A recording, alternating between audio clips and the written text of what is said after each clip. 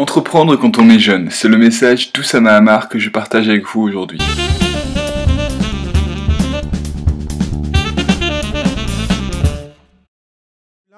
Le gros avantage quand on est étudiant, c'est qu'on a du temps. On peut avoir l'impression d'avoir peu de temps quand on est étudiant, on peut avoir l'impression d'être débordé, etc. Mais en général, c'est surtout dû à une mauvaise organisation. Vous avez du temps et vous avez beaucoup de temps disponible pour faire les choses que vous aimez. Et ces choses-là peuvent être d'essayer de bâtir une entreprise. Donc le fait d'avoir du temps, c'est une force parce que vous pouvez prendre des décisions de long terme plutôt que des décisions de court terme. Au sens où vous pouvez toujours privilégier la valeur finale de votre entreprise, c'est-à-dire la valeur que vous êtes en train de construire dans le temps et avoir une préférence pour le futur par rapport à avoir une préférence pour le présent. Et ça s'appuie sur une autre force, en fait, qui est que pour faire une start-up, vous devez à un moment donné dépenser énormément d'énergie. Alors, il y a une petite image qui permet de comprendre ça très vite. Imaginez une abscisse et une ordonnée. Et imaginez que vous ayez une courbe à partir de votre diplôme qui représente la courbe de vos revenus mensuels. Et ça représente en fait une courbe qui, tout au long de votre vie, va être à peu près croissante, quel que soit votre parcours. Si vous êtes dans le top de votre promo, dans les high profile, que vous avez les meilleures carrières, les meilleurs stages, tout ce que vous voulez, la courbe sera peut-être un peu plus rapide, mais elle ne sera jamais exponentielle.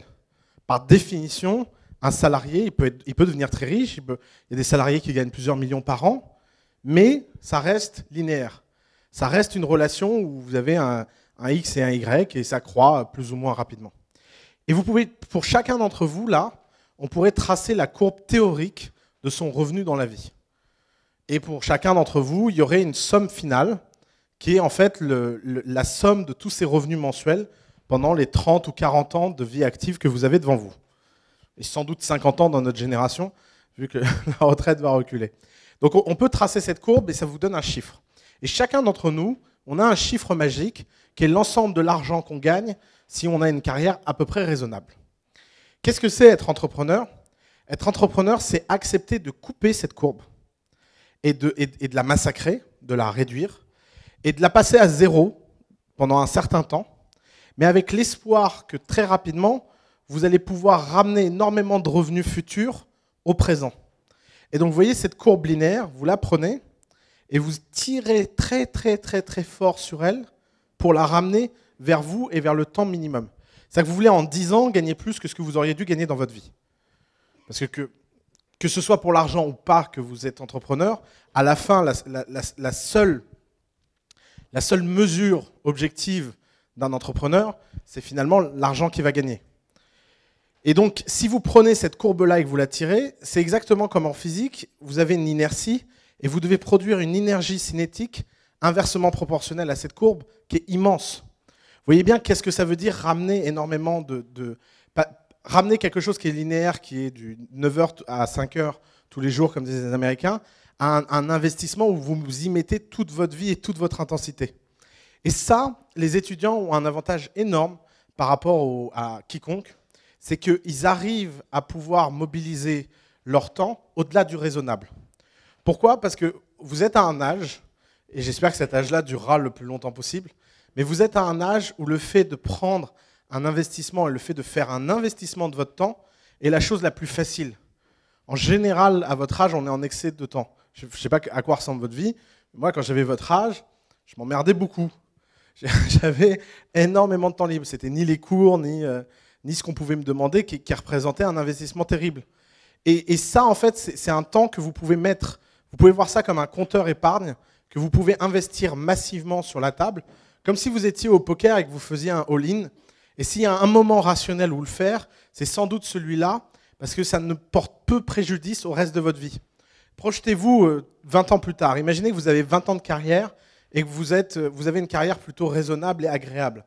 Si vous décidez d'être entrepreneur à ce moment-là, le risque que vous prenez est proportionnellement beaucoup plus élevé que le risque que vous prenez quand vous êtes entrepreneur. Et ça, en fait, ça repose sur un élément, c'est que quel que soit votre niveau et quelles que soient les inégalités entre étudiants, que vous ayez la chance d'être soutenu par une famille ou que vous n'ayez pas cette chance, finalement, vous êtes pauvre. Même si vos parents vous donnent énormément d'argent tous les mois, en étant étudiant, vous êtes pauvre. Pour la raison très simple, c'est que ce n'est pas votre argent. Et je peux vous dire qu'il y a une grande différence entre recevoir de l'argent et gagner de l'argent. Et que, effectivement, il y a forcément des inégalités entre les gens, mais quelqu'un qui se considère riche parce qu'il reçoit une forte allocation n'a strictement rien compris par rapport à sa situation réelle, qui est en fait une limitation de sa liberté.